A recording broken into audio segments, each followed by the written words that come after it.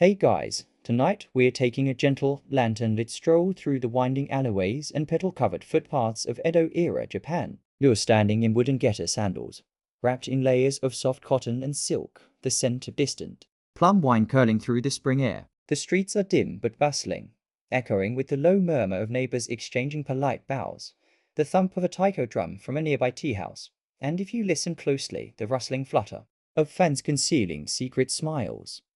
You probably won't survive this world romantically, to be honest. Not unless you can compose a flawless 31-syllable poem under pressure and know the proper way to bow at 7 different angles, depending on how well you know someone's uncle. Here, love isn't about bold declarations or candlelit dinners. It's about subtle glances, socially acceptable sleeve flicks, and navigating 1,000 silent rules without messing up once. No pressure.so.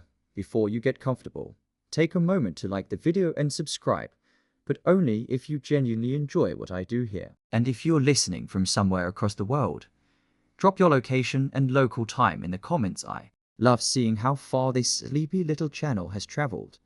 Now dim the lights, maybe turn on a fan for that soft background hum, and let's ease into tonight's journey together. You trudge past a koi pond, its moonlit surface rippling as a breeze dances across the water. It's late spring, and Edo, what we now call Tokyo, is in full bloom. Literally, the cherry blossoms have exploded into pink clouds, and beneath them, entire families picnic on bamboo mats, sipping sake and reciting verse. But for the love-struck, these blossoms are more than scenery. They're a perfect excuse to accidentally run into that merchant sun again while admiring the petals.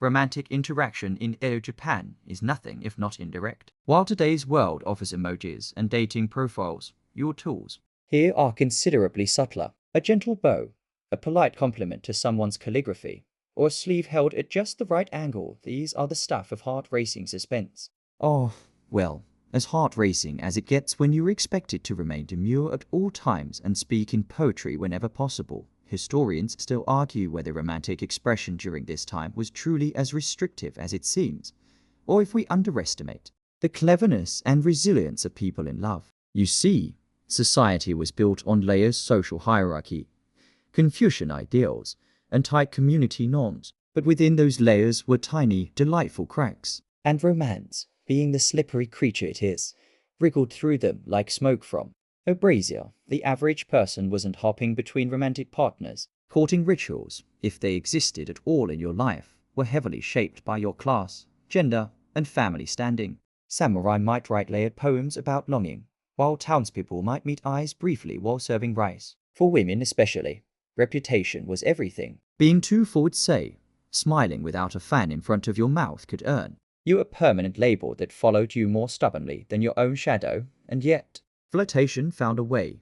Let's say you're a young woman from a respectable merchant family. You're sitting on your knees at the edge of your family's home, embroidering yet another pine tree onto a handkerchief. Across the narrow street is a boy from another shop. He's returned from delivering lacquer boxes, and for the 3rd time this week, he stops just a little too long outside your home. His gaze lingers. You pretend not to notice, of course, adjusting your sleeve so it drapes just slightly more to one side, a tiny signal that maybe, just maybe, you are not entirely disinterested, but woe betide you if your mother notices.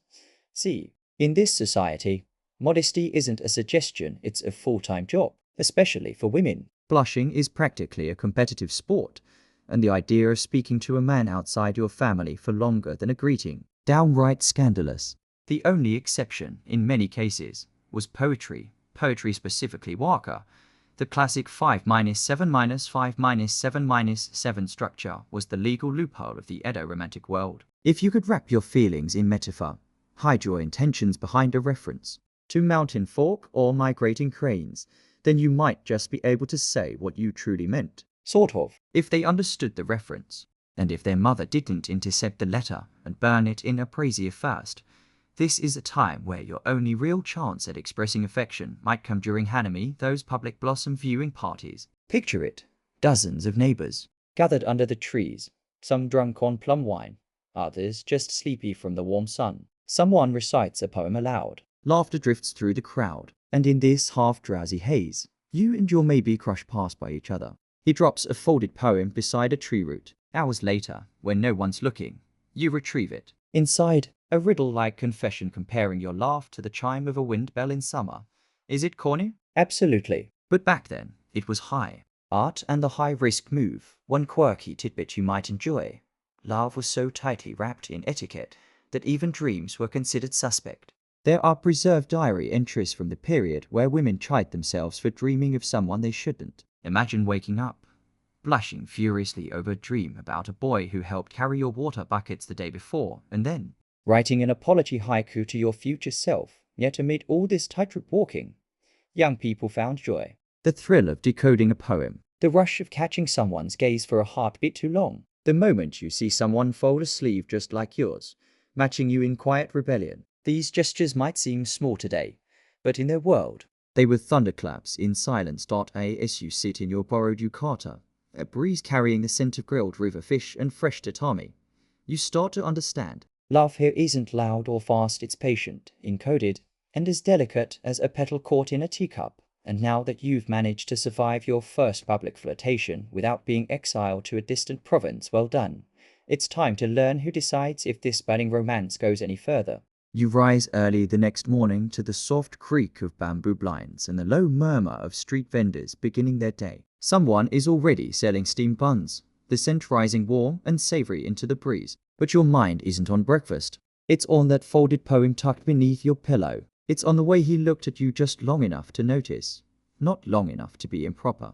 And now, the real challenge begins. Because you're not in charge. In Edo-era Japan, matchmaking isn't a matter of romantic whims or candlelit compatibility quizzes. It's logistics, diplomacy, and the subtle social engineering of families, neighbors, and quite often nosy intermediaries with a strong opinion about your future. Enter the NAKDU. The NAKDU, or go-between, is part matchmaker, part gossip hub, part backup moral compass. They're usually someone older, maybe a monk, a respected merchant, or your aunt who never married, but somehow knows everyone's secrets. Their job, to investigate both parties, deliver love notes or proposals if needed, and most importantly, prevent anything from happening that might lead to embarrassment. Romance is risky. A good NAKDU is like an umbrella in a thunderstorm of expectations. Historians still argue whether NAKDU had real influence over courtship choices, or if they mostly served to make families feel in control.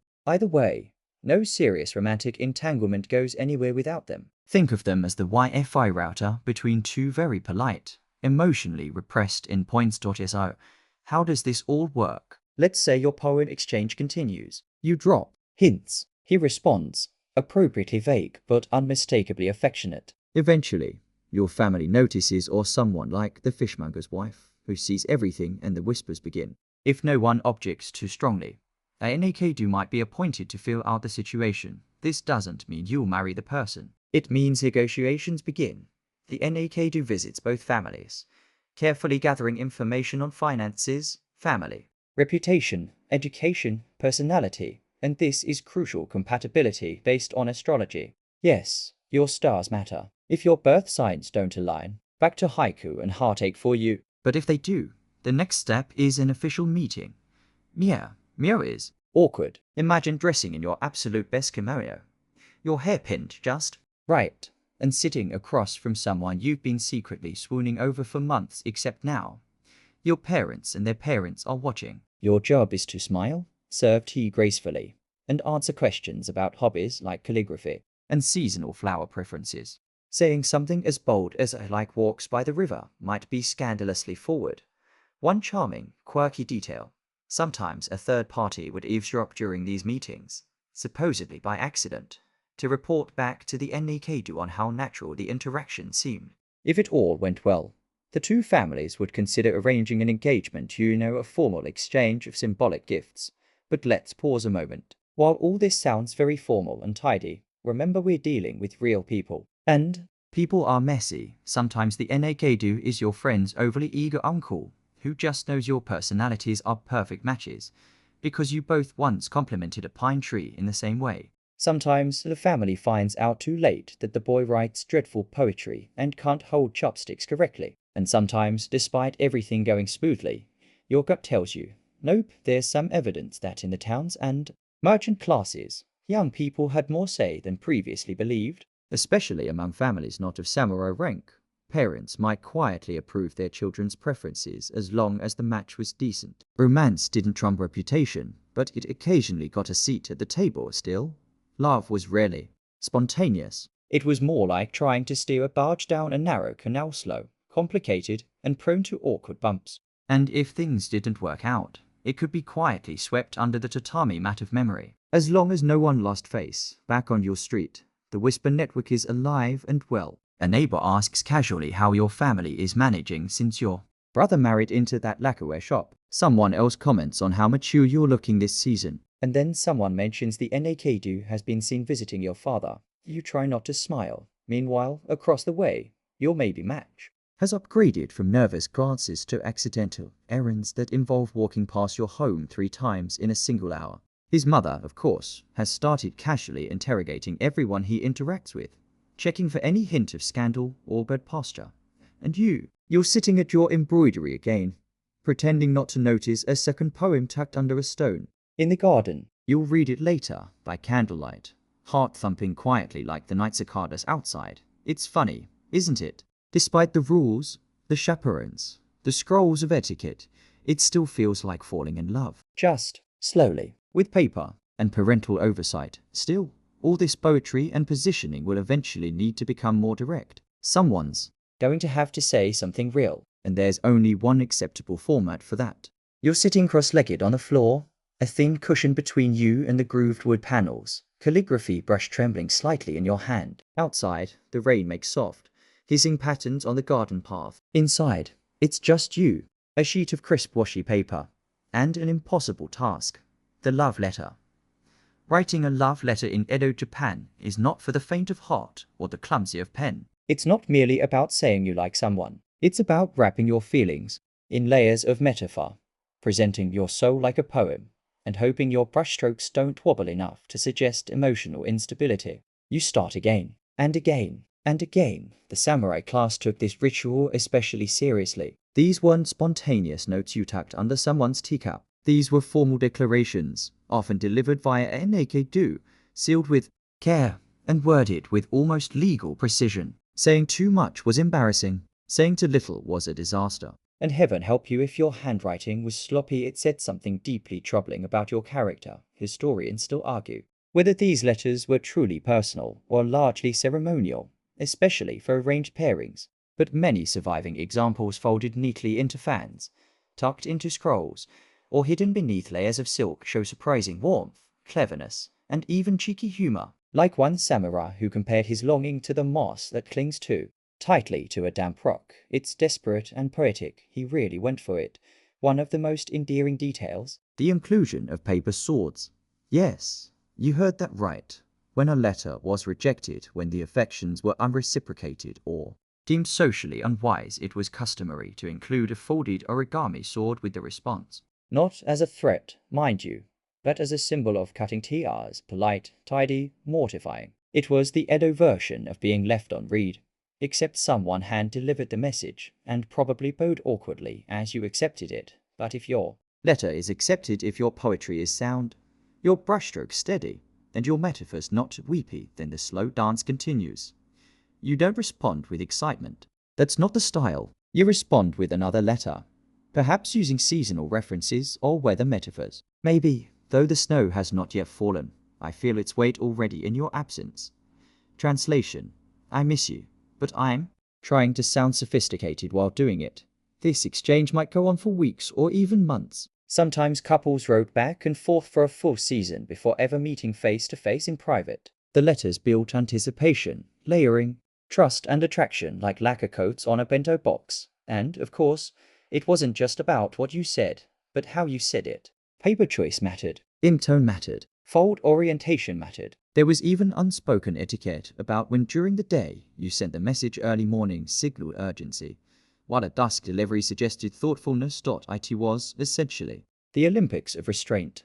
Let's not forget class dynamics either. If you were samurai, your letters were expected to reflect education and discipline. If you were merchant class, wit and cleverness were prized. If you were from the artisan community, perhaps a subtle sketch of a sparrow or a folded paper fan adorned your message. Romance was a craft and your tools were silence, suggestion, and syntax. There's a fringe theory that the slower pace of these exchanges helped maintain social order. By stretching out courtship, families could monitor the situation more carefully. But another group of scholars argues the opposite, that slow letters and coded poems gave young people more room to test the waters before committing.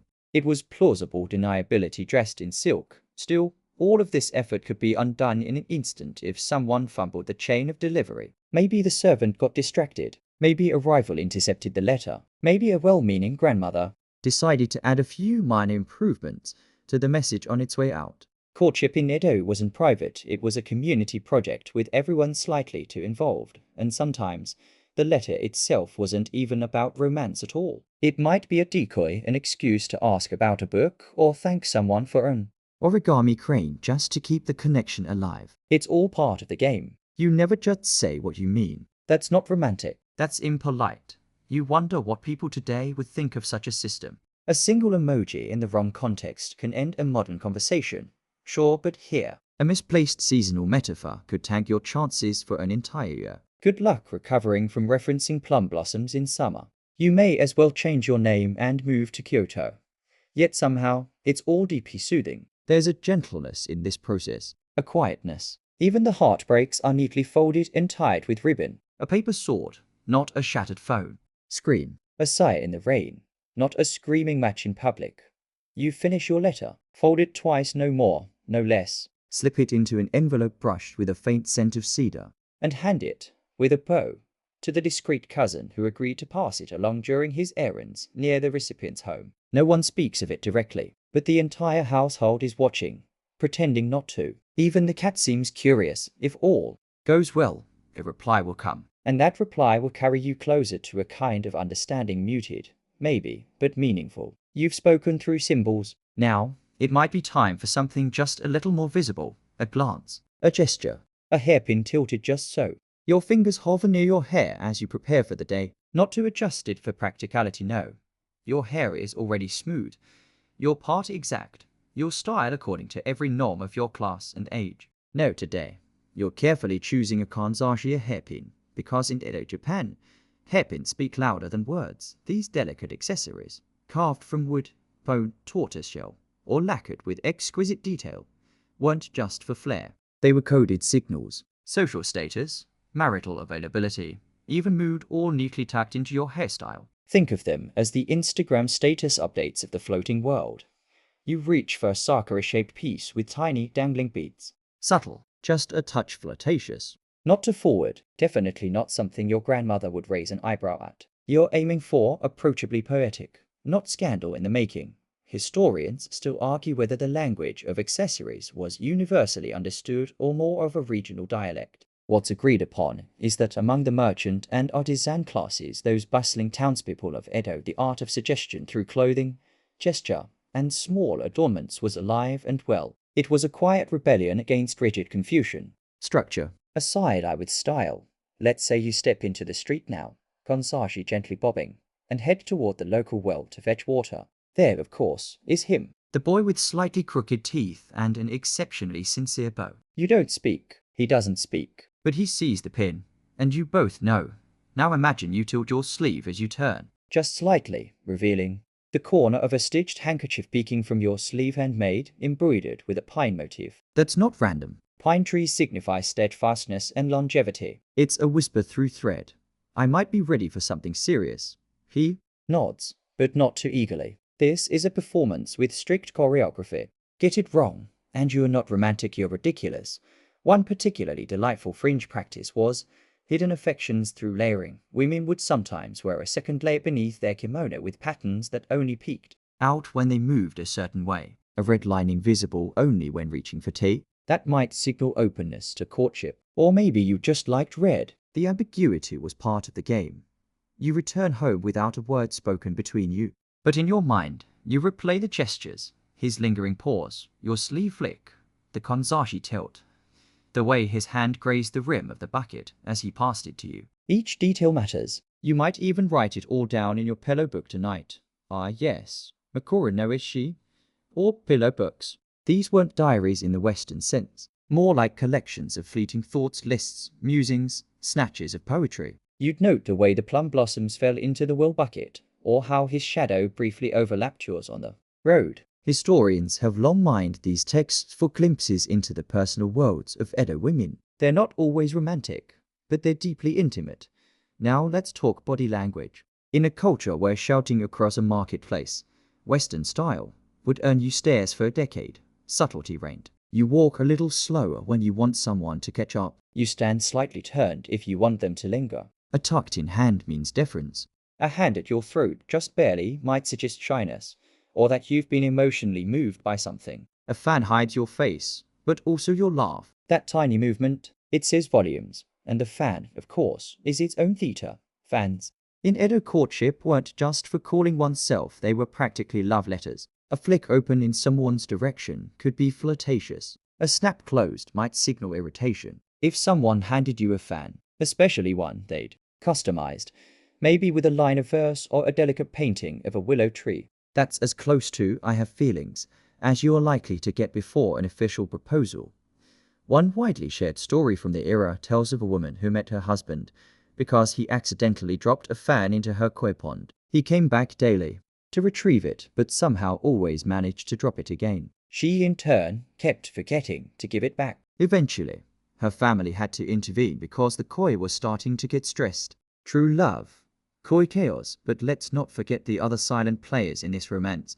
Family and neighbors. Your mother, for instance, has now casually asked about the family of that lacquer box boy for separate times in conversation. Your father pretends not to notice, but somehow mentions that your embroidery has really improved lately. And your nosiest aunt has started dropping by again, claiming she's just here for miso paste.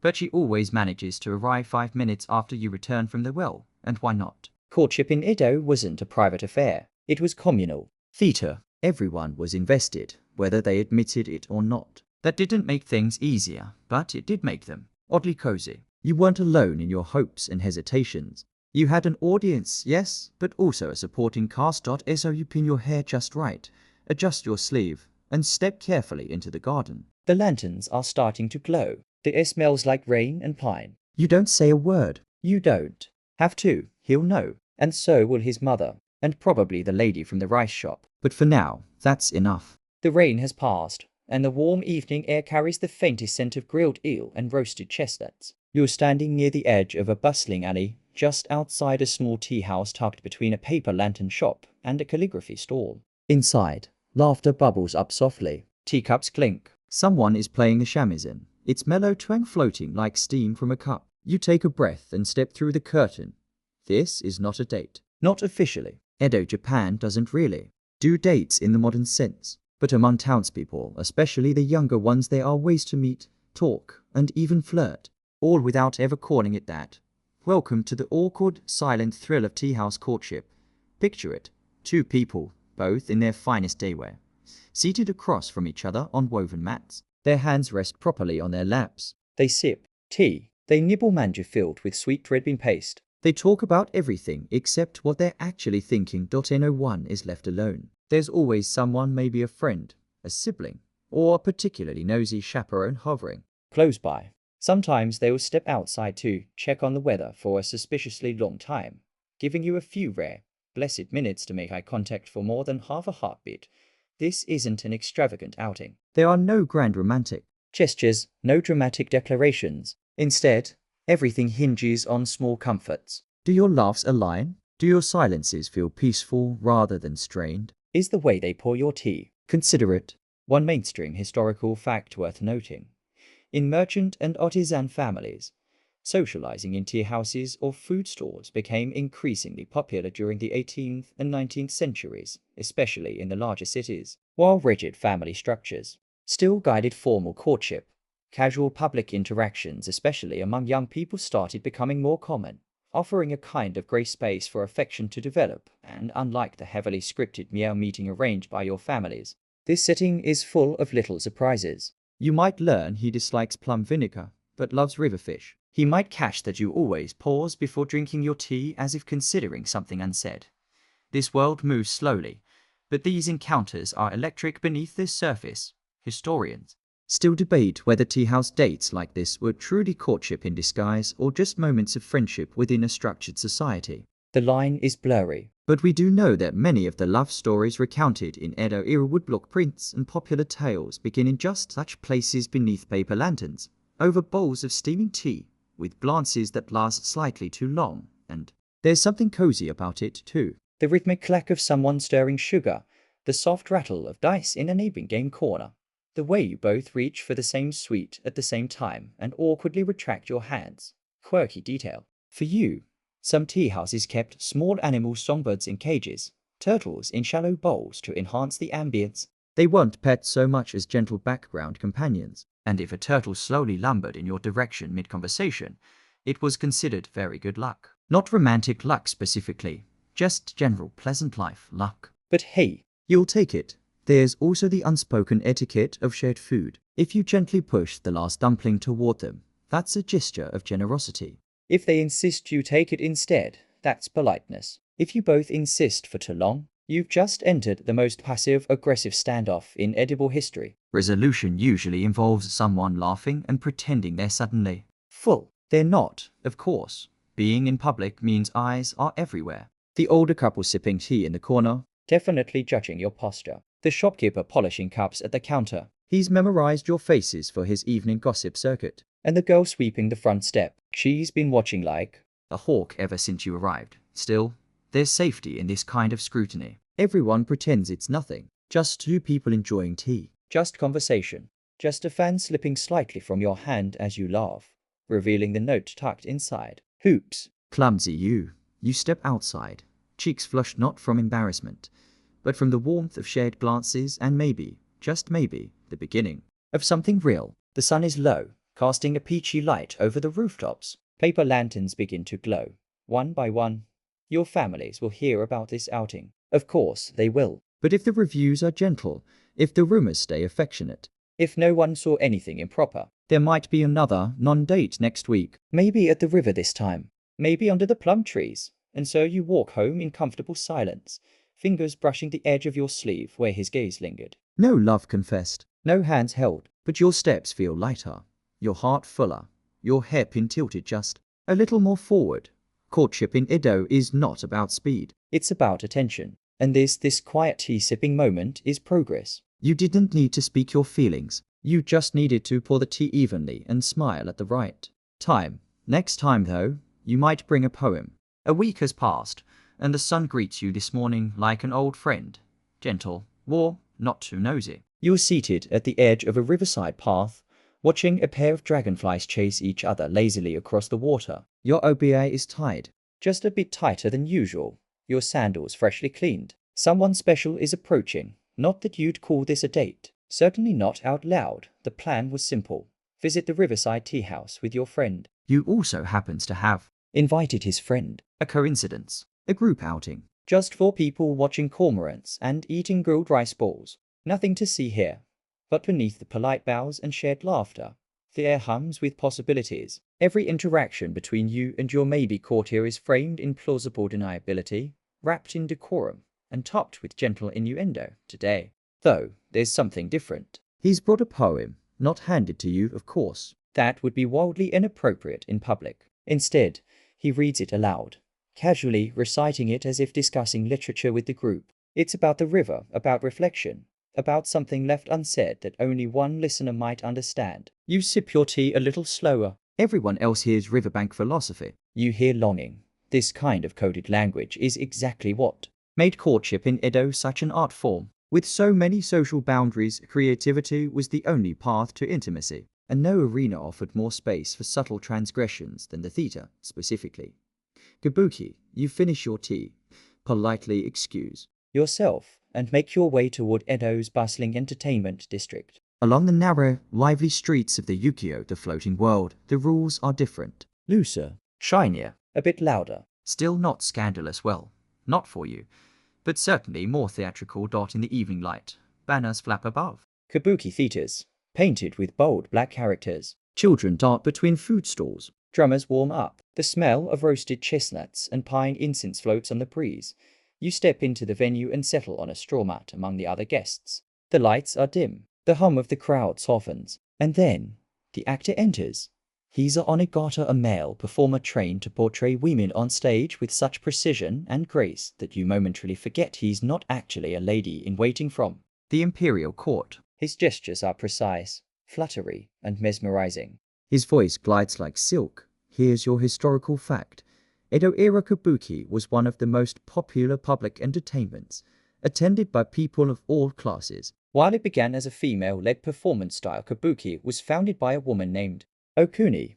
The shogunate eventually banned female performers, citing concerns over morality. Male actors took over, some portraying female roles so convincingly that they became celebrity heartthrobs in their own right, and not just to women. Historians still debate the nature of romantic attraction to onigata. Some argue it was purely aesthetic admiration.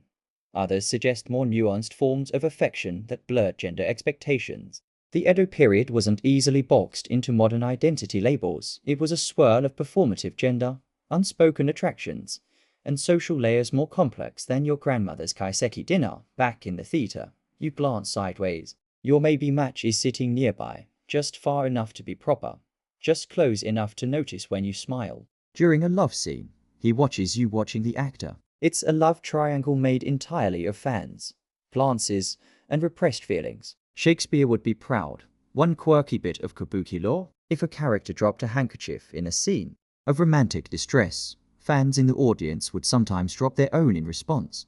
Like a call and response from a room full of quiet romantics. You imagine the ripple of cloth as a sea of hearts quietly sighs after the play. You and your group meander through the market stalls, nibbling tango and pretending not to be completely obsessed with the night's events. No one mentions the way you stood just a little too close at the sweet chestnut cart, or how he offered his sleeve when the wind picked up, brushing it toward your arm in the most polite non-touch of all time. You part ways with a bow so practiced it could win an award. Nothing scandalous, just enough eye contact to make your heart trip on its own rhythm. And as you walk home under the paper lanterns, you feel it again, that strange comfort of shared restraint, that lovely ache of a love so slow it moves like calligraphy across old parchment. Love in Edo doesn't shout. It barely speaks above a whisper, but it shows up reliably, like river fork and theater curtains. You just have to know how to read it, and soon your journey will take you to a place where affection isn't quite so coded, where emotion walks hand in hand with elegance, status, and illusion. Next stop, the pleasure quarters. Twilight folds itself across the rooftops like an indigo kimono, and the city takes a breath, not the kind of sleepy breath before bedtime, but the perfumed, candlelit inhale of anticipation. You've heard whispers about this part of town. Everyone has. The Yukio, or floating world, is where laughter floats down narrow alleys, music curls through open windows, and reality gets politely left at the door. Tonight, you walk through its lacquered gates. You're entering Yoshiwara, the most famous of Edo's licensed pleasure quarters. It's part theater, part marketplace, part dream. Here, everything is carefully constructed, from the lantern-lit streets to the makeup on the courtesans, and every interaction has a hint of poetry, even if you're just ordering pickled plums. But make no mistake, this isn't a red light district in the crude modern sense. This is a fantasy village, where beauty is a profession, wit is currency, and time slows down to the rhythm of clacking getter sandals and whispered compliments. You pass men of all ranks, merchants, miners, samurai, scholars, most dressed far more extravagantly than usual, their hair oiled, their sleeves a touch too long. They're not here just for companionship. They're here to play a role, the poetic suitor, the worldly admirer, the noble fool. And those they seek, they're artists of charm, strategy, and restraint. The courtesans of Yoshiwara, especially the high-ranking Tei, are no ordinary entertainers.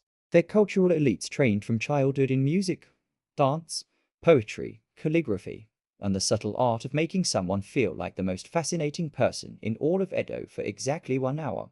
Here's your mainstream historical fact. Unlike lower-ranking pleasure workers, Tei were the aristocrats of the entertainment world. Meeting one was expensive, time-consuming, and involved ritual, paperwork, and nakd. Yes, even here, it could take multiple visits before she'd agree to meet a client directly. And even then, she might still say no. Historians still argue whether these elite courtesans wielded true social power, or if their status was more symbolic, an illusion of agency within carefully drawn boundaries. What's certain is that many Tei were revered not just for beauty, but for intellect. Some were published poets, others corresponded with noblemen, artists, even government officials. Entire relationships built on ink and innuendo. So what does romance look like here? It starts with pageantry. You arrive with gifts, lacquered boxes, rare incense, maybe a scroll of poetry written just for her. Her attendants accept them with studied politeness. You're led through winding halls, every surface gleaming with candlelight. A silk curtain lifts, and there she is, resplendent in layered robes, her hair adorned with ornate pins, her gaze steady and unreadable. You bow. She bows. And then the dance begins. Not literally, at least not yet. The real performance is in conversation. You trade lines of verse. She compliments your sleeve embroidery. You mention a recent dream involving cranes and waterfalls, casually hinting at longing. She responds with a proverb about fleeting blossoms. It's a verbal tennis match with fans, metaphors, and the occasional sip of sake. What's fascinating, and maybe a little humorous, is how many clients would fall hopelessly in love, despite knowing the performance. Letters, poems, even full-blown elopement attempts. One quirky tidbit. There are recorded cases of clients sending vows written in their own blood. Let's be clear, that was not considered romantic, just overly enthusiastic. It almost always resulted in a polite rejection and possibly a bill for cleaning. Your experience tonight is milder. You are not here to fall in love. You're here to watch. You sit at the edge of the tatami mat, soaking in the layers of this glittering ritual. A samurai nearby is trying very hard to appear calm while reciting a tanka. He trips over the final syllables. His Tei responds with a gentle smile and an even more graceful correction, effortlessly showing him up while making him feel like he won. She's very, very good at this. She plays a tune on the koto, her fingers gliding like water. The room hushes. Even the lanterns seem to lean in, and you think, maybe for a moment, about how many hearts have been won, bruised, or quietly mended. In places like this where affection is part performance, and performance can feel almost like affection, of course.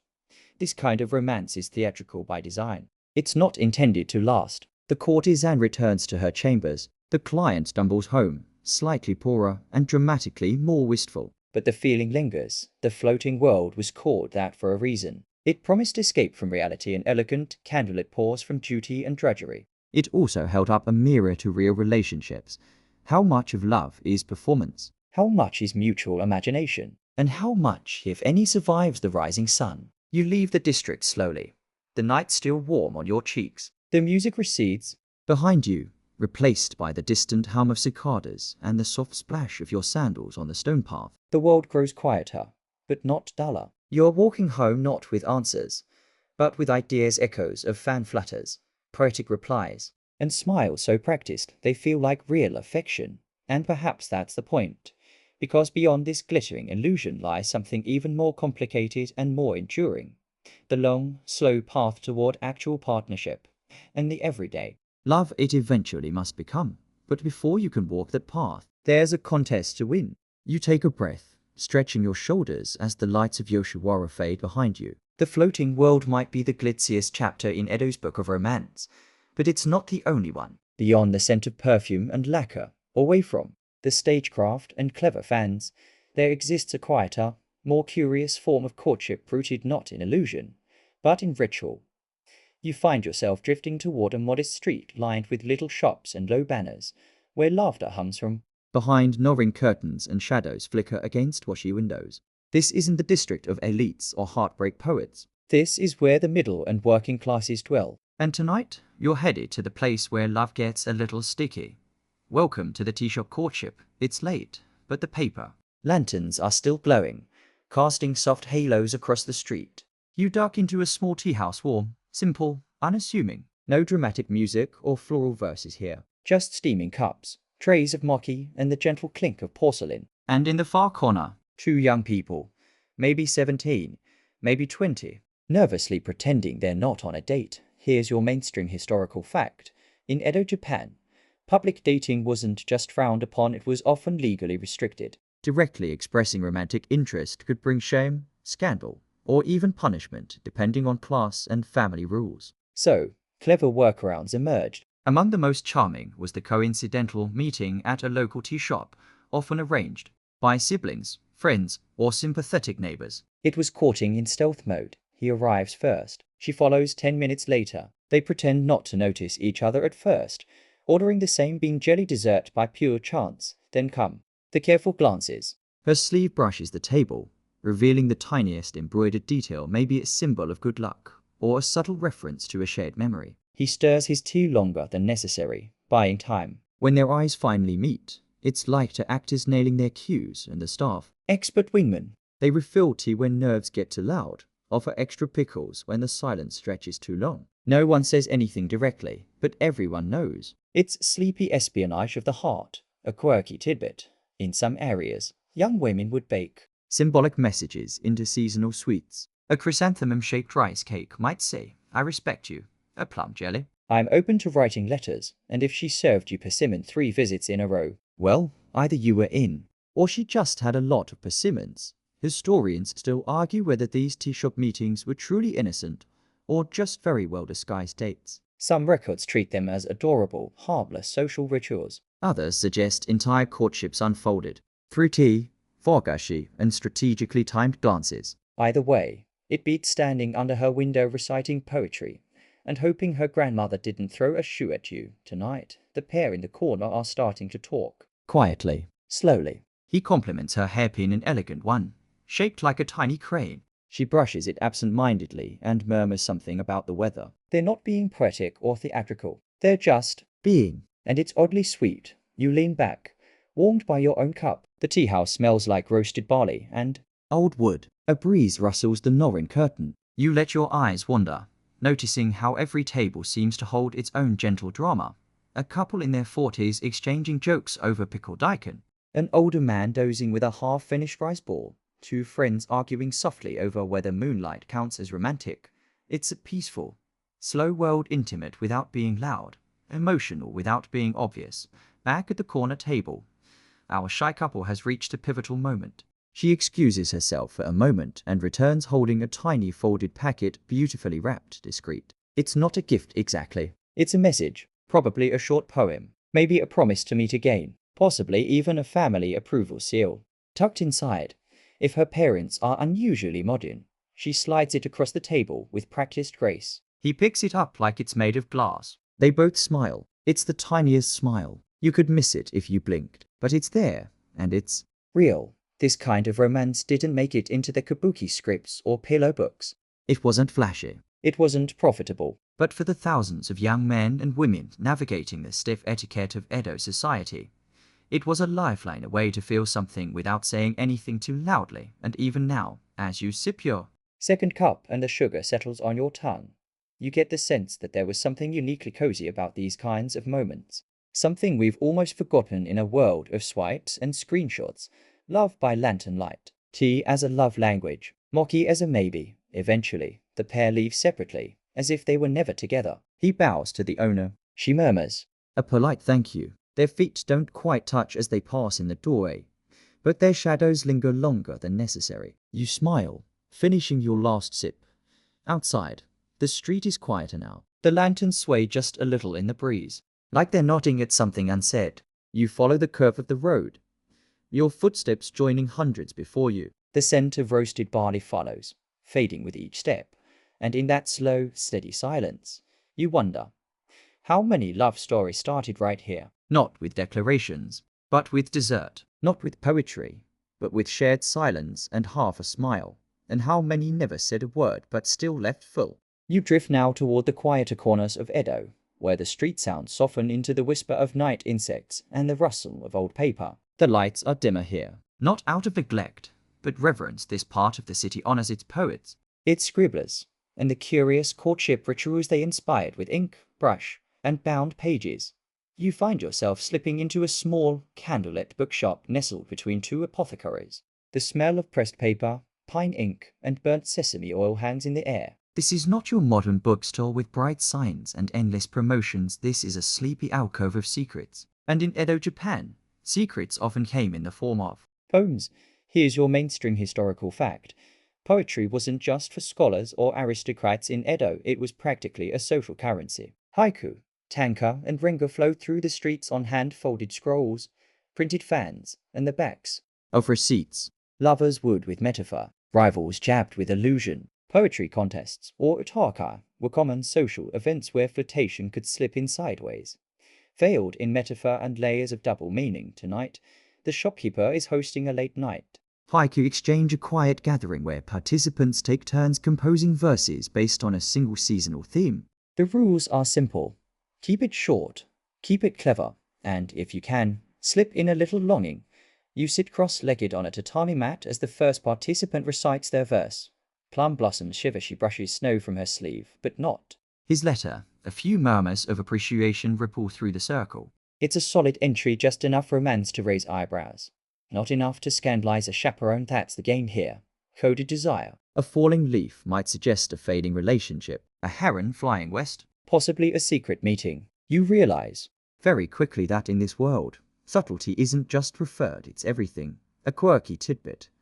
Some young couples would engage in entire poem duels through mutual friends or shared spaces, leaving notes under a shared rock or folded inside a communal prayer tablet. These poetic volleys could last weeks and were sometimes copied into private collections for bragging rights. One documented exchange reportedly began with a haiku about muddy sandals and ended, months later, with a mutual agreement to elope. You know, just your average verse escalation. And it wasn't just the romantics. Pillow books, personal journals, often kept by women of the merchant or courtesan class, became surprisingly influential in shaping courtship culture. These journals weren't simply diaries. They were collections of dreams, gossipy observations, overheard phrases, wardrobe experiments, and yes, poetry. Some circulated anonymously in lending libraries, spreading gentle rumors and relationship hints like a 17th century version of a TikTok comment thread.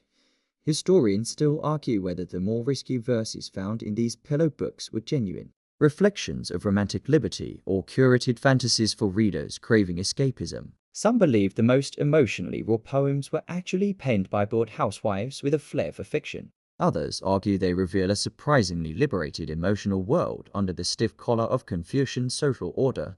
As you sit in a circle, someone passes you a slip of paper. It's your turn, apparently. You glance down, and the words form, almost of their own accord.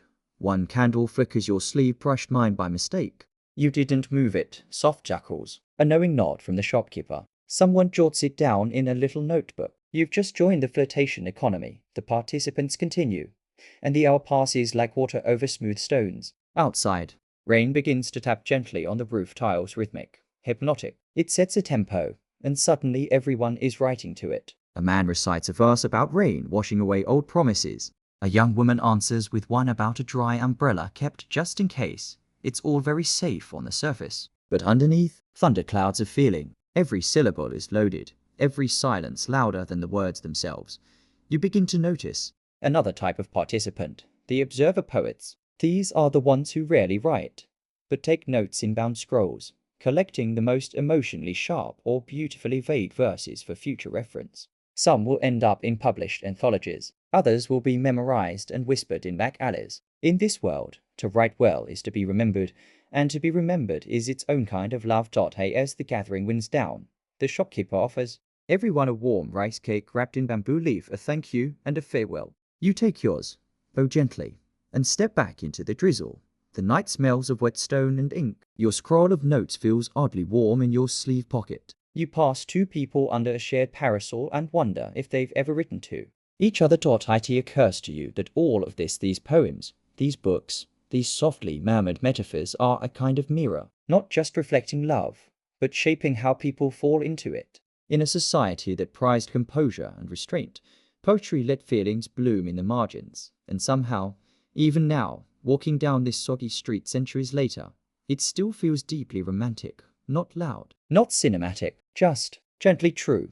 You walk on, scroll tucked under your sleeve, as the poetry shop disappears behind the misty lattice of nighttime Edo. There's a small canal up ahead, its surface glassy with moonlight and bobbing lanterns from nearby houses. You pause for a moment on the bridge, just long enough to hear soft laughter carried on the breeze. Somewhere nearby, someone's falling in love, or at least pretending to.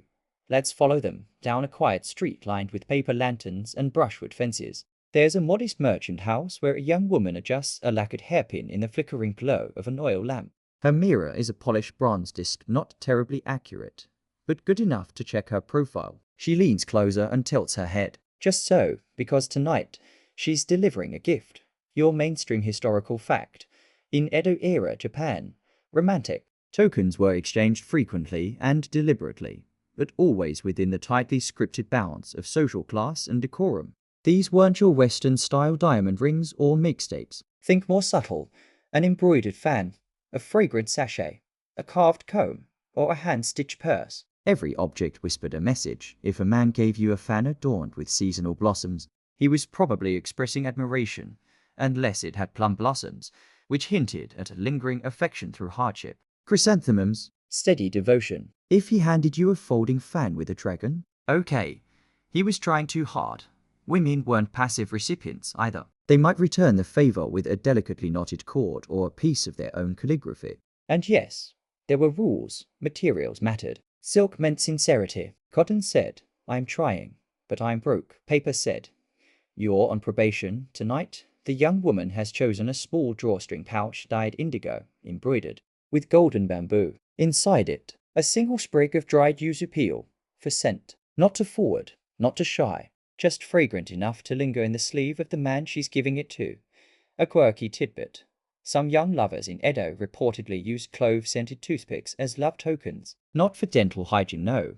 They'd soak them in oils, wrap them in ribbon, and sneak them into sleeves or pockets during fleeting encounters. Romantic and minty, of course. All of this was predicated on a quiet assumption that the recipient could read the signs, which wasn't always guaranteed. You can imagine the awkwardness if a woman meant "your voice calms me," and a man interpreted her fan design as "please leave forever." Historians still debate how universally understood these signals were. Some scholars argue that the symbolic language of accessories was mainly practiced among the urban upper classes, while others suggest that even common townspeople had a working knowledge like a cultural Morse code woven through clothing and color. There's even an ongoing debate about whether certain motifs had multiple regional meanings. Did crane embroidery always mean loyalty? Or did it signal a wait, but not forever in Kyoto, while implying "I already chose you" in Edo? Let's go back to our merchant house. The young woman wraps her token in a square of rice paper, ties it with twine, and tucks it into the sleeve of her kimono. She's not delivering it herself, of course, that would be far too direct. No, she's enlisted her younger cousin, an energetic boy with zero sense of drama and a deep love for grilled sweet potatoes. His reward for this minor mission: 2 coins and an extra slice of roasted chestnut. He scampers off into the alleys, navigating with the confidence only children and cats possess. His destination? A printmaker's shop on the edge of the entertainment district, where an apprentice just happens to be sweeping the steps. The apprentice has no idea what's coming, of course. He's thinking about misaligned wood blocks and how much his back aches. But then the kid bumps into him, mumbles something about a delivery, and shoves the pouch into his hand. Just like that, inside the pouch is not only the scent of yuzu, but the promise of a reply. You follow the apprentice as he closes up shop and retreats to his sleeping mat in the back room. He holds the pouch in his hand like it might dissolve. He brings it to his nose, smiles, just barely, then he retrieves something from beneath his bedding. A comb he carved himself. Not fancy, but polished smooth with care. It still has a stray red thread caught in the teeth from when he borrowed a friend's mother's kimono scrap to test the edges. He wraps it in fresh cloth and writes a tiny note. "When your scent faded, I carved this. I hope it fits your hand. AWW. You melt just a little. You wander the city as dozens of such exchanges unfold, tokens placed quietly in baskets, tucked behind shrines, handed off by trusted vendors, or even woven into theater costumes. The city hums with a soft undercurrent of anticipation. No declarations, no serenades, just the rustle of cloth and the scent of wood, ink, and longing. One older woman, a retired courtesan now selling lacquered boxes, passes along a custom trinket made from discarded fan ribs. She tells her customer, "This one brings luck." Or at least confusion, which is more fun. You suspect she knows exactly what she's doing, and so do they all. Each object you see in this world, each comb, sachet, folded note carries more than its shape. It carries a risk, a hope, a whisper between two people trying not to be obvious. In the gentle economy of affection, every handmade token is a gamble, but the stakes are deliciously low. The worst that happens, you get a scented pouch and no reply. The best, a quiet relationship that begins, not with a kiss, but with matching calligraphy brushes. Your last stop tonight is a street vendor selling wooden bookmarks, each carved with seasonal scenes, snow on pine, falling sakura, summer cicadas. A man picks one up, flips it over, and smiles. Etched faintly into the back is a phrase, "We'll meet again when the moon grows round." He buys. 2. You leave the lantern-lit vendor stall behind and trail the man who bought the bookmarks. His sandals shuffle softly along the packed dirt road, and you follow with that dreamlike weightlessness that comes from slipping deeper into sleep. The night has grown cooler, and the air hums with the sounds of distant laughter, a cat scurrying behind crates, and the faint whistle of a bamboo flute from someone's upper window. You breathe it all in sweet smoke, hints of sake, the musky scent of tatami, and keep walking. Now, we arrive at the part of Edo life no official diary was meant to record. The unsanctioned meetings, the forbidden flings, the gentle chaos behind. Paper walls. Not everything about courtship fit neatly into scrolls and etiquette books. Sometimes people just snuck around. You turn a corner into a narrow alley flanked by the backsides of merchant homes and quiet tea houses. Shoji screens slide gently in the wind. A silhouette shifts behind one. Someone's awake. And not alone. Your mainstream historical fact. Despite the rigid structure of Edo society, arranged marriages, family obligations, class restrictions, young people still found ways to flirt, seek out, and even fall in love with people they weren't technically supposed to. The architecture helped. Traditional Japanese homes featured thin paper walls and sliding doors, which meant privacy was both everywhere and nowhere. This was a world of whispered goodnights and secret moonlit strolls through walled gardens. Many houses had small, ornamental back gates designed for nighttime ventilation or, as more than one teenager discovered, for slipping out when no one was watching. There's a small inn nearby, just off the Kanda River, known to locals as the House with the Crooked Lantern. It isn't famous. That's exactly the point. You float up its back stairs, past baskets of drying kelp and a shoe rack with one pair missing, and into a room that smells of plum wine and rice steam. 2 lovers sit opposite one another, sharing quiet glances over a tray of pickled lotus root. She lifts her fan. He lowers his gaze. They haven't touched. They likely won't. But in this moment, this tiny, borrowed window of nighttime, they are sharing something real. A quirky tidbit. In Edo, Japan, there were rumors of secret messages being passed via mosquito nets. During summer, lovers would braid tiny ribbons or send sachets into the folds of the communal netting, leaving subtle signals for each other by night. You had to know which corner to check, of course. Imagine getting a love note meant for your cousin. Awkward. Historians still argue whether these clandestine encounters were tolerated or simply ignored. Some scholars suggest that neighborhood gossip acted as a gentle deterrent if word got out. Your reputation might suffer, but not every indiscretion led to disaster. Others point out that, in practice, many townsfolk took a don't ask, don't look to closely approach, especially in areas less governed by strict clan or samurai oversight. You slip further into the evening. A rooftop corner where a boy waits nervously for someone who may not come. A small temple garden where a couple meets every 6th day, just long enough to keep hope alive, just brief enough to avoid suspicion, and then the most sacred of all trysting spots, the umbrella. Yes, the umbrella. Imagine 2 lovers walking in the rain. He holds the handle. She holds the edge. They do not touch. They do not speak loudly. But inside the circle of wax paper and bamboo ribs, they are alone. Raindrops patter above them like a lullaby. That small space becomes their temporary world. You drift past them on a puddled lane, watching their silhouettes under the umbrella merge briefly when the wind presses the paper tight. And just like that, it's over. They step apart. She returns to her mother's shop. He continues toward the temple school. This kind of romance, quiet and half-concealed, wasn't always sustainable, but it was something. For many, that was enough.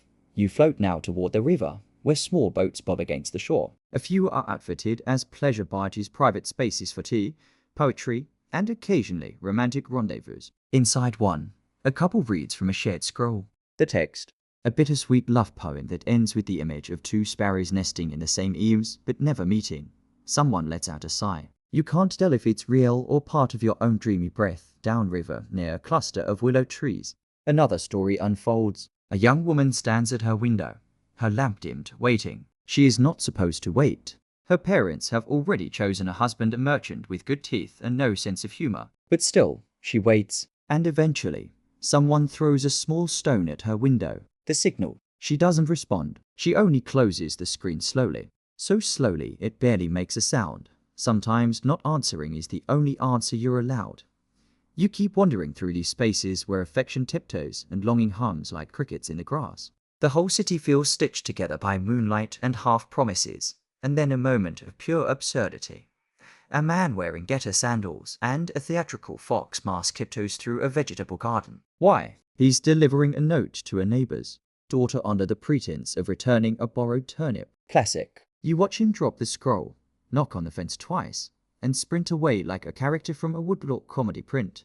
The girl appears moments later, holding a lantern. She sees the scroll, smiles, and pockets it. Somewhere nearby, a dog yawns. Love finds a way, even when all it has to work with are paper screens, silk sleeves, and a well-placed icon radish. As you move through this hushed version of Edo, its secret rendezvous and veiled affections, you feel the weight of centuries of quiet yearning, of people who dared a little risk, a little poetry, a little mischief, in search of connection. They didn't always get happy endings, but for a few quiet hours, behind the right screen or under the right umbrella, they got something close. You follow the soft crunch of gravel into a neighborhood quieter than the rest. The stars above Edo are dulled slightly by the rising wood smoke, but still visible, blinking faintly like drowsy fireflies. Around you, low fences mark the tidy borders of homes, each with its own miniature garden. A cat meows somewhere in the distance. A shutter creaks closed, and within these homes, futures are being arranged not with kisses, but with contracts. Tonight, you're invited to observe the less fluttery side of Edo romance, the side with rice counting, fruit unfolding, and two uncles arguing about whether the groom's family owns enough lacquerware. Welcome to the practical, calculated, and weirdly soothing world of arranged marriage. Your mainstream historical fact. In Edo, Japan, most marriages weren't love matches, but arrangements negotiated between families. Social harmony, financial stability, and family reputation took priority. It wasn't about sparks, it was about structure. You sit now beside a low-lacquered table as two families negotiate the future of their offspring. The bride-to-be, let's call her Yuki, sits behind a screen. The groom, Haru, is represented by his older brother, who has memorized a very polite pitch. Outside, fireflies blink lazily over a pond. Inside, tea is poured with the quiet precision of people who know each other but aren't quite friends. The atmosphere isn't tense, it's just tense. Like rice cakes before New Year's. Sticky and ceremonial. Now, here comes your quirky tidbit. Among the many things discussed at these meetings were bedding arrangements. Yes, literally the bedding. Families exchanged notes on mattress firmness, mosquito netting, and, in some cases, the thread count of wedding futons. A nice futon wasn't just comfort, it was a signal of dignity, care, and preparation. A flat futon, an insult. A lumpy one, grounds for grumbling. A futon stuffed with the soft under feathers of geese, marriage gold. Parents on both sides also obsessed over dowries, items the bride's family contributed to sweeten the deal. But this wasn't all gold or silver. Dowries might include embroidered kimono, writing desks, or a set of antique lacquer boxes shaped like cranes. One noble family famously included a goose trained to honk on command. That one still confuses historians, and speaking of historians, yes, here's your scholarly debate. Historians still argue whether women in Edo, Japan had significant influence in these marital decisions. Some point to writings and diaries suggesting daughters had quiet veto power, they could sulk, sabotage meetings, or cleverly delay. Others argue most young women were pressured to comply. Their silence read as obedience, even when it was actually strategic boredom. You lean back against a cedar post, watching the mothers whisper behind their fans. They compare notes about family, temples, and plum tree varieties. Meanwhile, the fathers debate grain prices and the weather. Beneath all of this, something else bubbles, a hope that their children might eventually get along, or at least not argue too loudly in public. Some couples did grow to love each other over time. Others learned to live in parallel peace, like koi swimming calmly in the same pond. Affection wasn't assumed. It was built slowly, through routine, patience, and shared umbrellas in the rain, but even the most practical unions had room for softness after the arrangement is formalized. The bride receives her bridal trousseau, beautiful boxes containing combs, silks, and perfumes, each item carefully chosen, lovingly packed. You step into her room now, where she examines them alone. She lifts a small mirror framed in bronze and gazes at herself not with vanity, but with contemplation. Her life is about to change. She might never again sleep in this room, under this roof, with this creaky shutter and that nosy cricket. Later that week, she'll move to her husband's home, and there's a quiet ritual for this too. As she leaves, she bows low to her family's altar, lights a stick of incense, and whispers a goodbye. Not to her parents, they're outside fussing with the cart, but to her childhood self. You step onto the cart with her now. The wooden wheels creak gently as she's driven across the neighborhood to her new home. Children wave. Neighbors peek from behind bamboo blinds. A dog barks once, then settles. Inside the new home, a different atmosphere awaits. The mother-in-law fluffs the guest futon too aggressively. A cousin spills the tea. But the groom, he stands straight, awkward but trying, holding a plate of sweets. He offers one. She takes it. And that is the first thread in the long braid of their life together. Sometimes it worked. Sometimes it didn't. But like a pot of simmering miso soup, the flavor deepened over time. You drift now to the porch where the bride and groom will sit tomorrow morning, side by side. They'll watch the sun rise over a neighbor's persimmon tree, each thinking about where they were just a few days ago. The path ahead is long and mostly pre-written. But perhaps, in quiet moments like this one, they'll carve out small spaces of their own, spaces where she still uses her favorite comb, where he remembers to bring her plum wine, where, now and then, they smile at each other without quite knowing why. You breathe in the stillness of the night, the faint scent of wood smoke, the delicate click of a wind chime, and somewhere in that new household, two people barely more than strangers begin to fold tomorrow's clothes side by side, already, forming a rhythm neither expected. The streets of Edo never fully sleep, even long after the lanterns are dimmed and the shutters drawn. The city breathes in low rhythms when through reed screens, the faint slosh of a bucket, a dog stretching in its dreams. You find yourself on a quieter road tonight, one that dips behind the bustle, threading past storage sheds and brushwood fences. The moon overhead glows soft and round, casting gentle light over the path ahead, and on that path, two silhouettes there, walking fast but carefully, pausing every few blocks to check behind them. He carries a small bundle of clothes wrapped in a faded cloth. She clutches a pouch tied tightly at the neck. Neither wears flashy robes or decorative hairpins tonight. This is no parade. It's a getaway. Eloping in Edo, Japan wasn't just romantic. It was risky, legally complicated, and frankly, exhausting. Here's your mainstream historical fact. While arranged marriages were the norm, there are numerous recorded cases of lovers eloping, especially from different social classes, or when families disapproved of the match. Though technically illegal, some couples ran anyway, hoping to find sympathetic priests or distant relatives who might offer shelter. You trail the couple from a safe distance, careful not to step too loudly on the gravel. Their names? Let's say Sora and EMI. He's a paper merchant's apprentice. She's the daughter of a fish seller. Her father wants her to marry a tofu maker stable, dull and deeply uninterested in poetry. Sora, meanwhile, writes silly verses on rice paper and smells vaguely of ink. Their plan? Simple. Walk to the next province, find a small temple, get a friendly monk to bless the union, hopefully avoid arrest. You pass a bridge now. Below, water babbles quietly over smooth stones. Sora glances over his shoulder, then reaches for EMI's hand. She hesitates, then squeezes back. They don't speak, not because they're afraid, because in this moment, silence feels sacred. Here's your quirky tidbit. Some eloping couples carried small charms believed to blur recognition, herbs or talismans thought to confuse pursuers or meddling relatives. A popular one involved wrapping a sliver of eel-skin in paper and tucking it inside the lover's sleeve. Supposedly, it made the wearer slippery to the eye. Whether it worked, highly questionable. But it did make your sleeve smell very interesting. Not all runaway lovers had such luck. Many were caught and returned. Punishments varied from stern lectures to temporary confinement or public embarrassment. Rituals like being paraded back through town holding hands, which, in a society allergic to public intimacy, was worse than it sounds. In rare cases, families relented. In others, the lovers were separated permanently. You now arrive with Sora and EMI at a sleepy roadside inn, a modest structure with bamboo walls, and a sleepy innkeeper who barely lifts his head when they enter. He's seen this before. Young love, tired feet, hopeful eyes. He gives them a room with clean mats and warm rice gruel. No questions asked. As they settle in, they unfurl their few belongings. EMI has brought a small comb, carved from peachwood.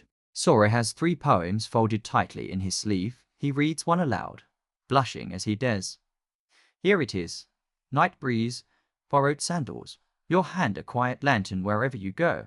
I'll go. A bit sappy, yes, but sweet. Historians still argue whether Edo-era elopements were truly acts of rebellion or simply extensions of societal expectations. Some suggest these flights were less about romance and more about agency, young people carving slivers of choice in a world built on obligation. Others think many elopements were dramatized post facto, told as love stories even when they were messy, desperate, or poorly planned. The truth likely lies somewhere between. The inn's paper walls flicker as someone lights a lantern in the hallway. Sora and EMI lie on opposite sides of the room, not touching, not speaking, just listening to the creaks and murmurs of nightfall. Maybe they'll make it to that temple. Maybe a sympathetic priest will marry them. Maybe they'll sell ink and fish out of a cart and raise loud children who quote poetry. Or maybe not. For now, what they have is this room, this stillness, this shared breath under the moon-drenched roof of strangers. You step back outside, giving them privacy. A cool breeze flutters the Norrin curtain at the inn's entrance. Somewhere, a bamboo water clock tips and refills with a gentle tug. Time, too, is walking tonight. Not rushing, just gliding alongside to kids in love and the choices they dare to make.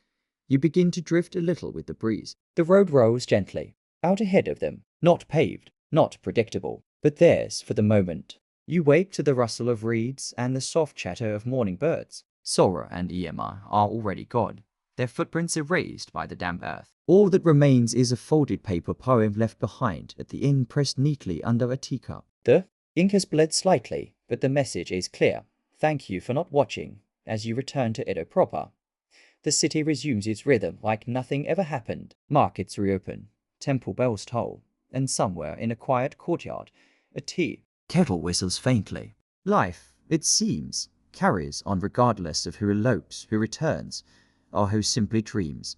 And now, a change of pace. We've wandered through the thrills of elopements, the tension of fan exchanges, the longing wrapped in every coded poem. But what about the long game? What about couples who actually made it to marriage? You find yourself at the gate of a mid-tier samurai household. It's modest but well kept, with a tiled roof and carefully raked gravel path. You're not here to duel or deliver a scroll. You've been invited for something far more nerve-wracking. A matchmaking interview. Here's your historical fact. Among the samurai and merchant classes, marriage often involved meticulous matchmaking arrangements known as omiya. Families exchanged formal profiles, with professional matchmakers called NAK do orchestrating the entire dance. Photographs didn't exist, but painted likenesses and written descriptions did. She has the eyebrows of a brushstroke and a calm disposition. He has land holdings and only mildly curses under his breath. You enter the home through a side door. Proper guests avoid the main gate unless they're very important or very full of themselves. The sitting room smells faintly of cedar. Kneeling cushions have been perfectly aligned. You sit and wait. Eventually, the mother of the household glides in, followed by her daughter, silent, pale-faced, and wearing a kimono so stiff with starch it could stand on its own. She bows low. You bow lower. Tea is served. No one drinks. The awkwardness of these meetings was not a bug, but a feature. The idea wasn't to charm each other with banter. It was to assess compatibility through demeanor, poise, and ability to sit in excruciating silence without visibly sweating. You both glance at the tea. Still untouched. A mosquito hums past. You both pretend not to notice. Here's a quirky tidbit. Some wealthier families used astrologers to determine compatibility, aligning birth charts as if planning an imperial coronation. Others consulted dream interpreters. Did she dream of a plum blossom last week? Very auspicious. One legend tells of a family rejecting a suitor because he sneezed during the third bow of the interview. Bad omen. Probably allergic to fidelity. Still, not all marriages arranged this way were loveless or purely strategic. Some grew into true companionships over time. Shared gardens, shared meals, Quiet jokes exchanged during folding lantern festivals, a bond not built on fireworks, but on careful tending like muscardines or pickled radish. Slow to develop, but lasting. Historians still argue whether Omiya culture reduced personal freedom or enabled stability in a rigid society. Some say it gave women a narrow window of negotiation, a chance to avoid particularly awful matches. Others claim it suppressed romance entirely, turning people into polite business transactions with feet. You sip your tea finally. Lukewarm, but decent. The girl across from you finally speaks. Do you like poetry? You nod. Sometimes she smiles faintly. Same, and somehow, that's enough for now. Later that day, back in your own quarters, you reflect on the experience. While folding laundry, your aunt bustles in with an armful of pickled daikon and unsolicited advice. She seemed nice, she says. Not too pretty. That's good. Pretty people expect things. You nod non-committally. You're still thinking about that moment, how? She tilted her head when you mentioned bash. How your cups clinked at the exact same time. Maybe this is how love starts in Edo. Not with fire, but with faint ripples in a teacup. You hear children playing outside, shouting nonsense syllables and chasing each other in circles. A cat yawns on the windowsill. In the distance, wind chimes ring gently in the afternoon breeze. The days turn slower now, less dramatic, but in their own way, more profound. You are not scribbling midnight letters or arranging secret rendezvous. You're just showing up, washing rice, listening to poetry, sharing silence. There's something calming about it. Maybe love doesn't always look like fleeing down a moonlit road with a fish seller's daughter. Sometimes it looks like nodding in agreement over the correct way to season turnip soup. You stretch your legs, watching as the laundry dries in the sun. The scent of starch and plum vinegar fills the air. A neighbor walks past with a baby strapped to her back, humming an old lullaby. The moment stretches, then dissolves. Later, you'll head out for a short walk. Maybe stop by the temple. Maybe bump into someone by accident who is totally not waiting by the incense stand just to see if you pass by.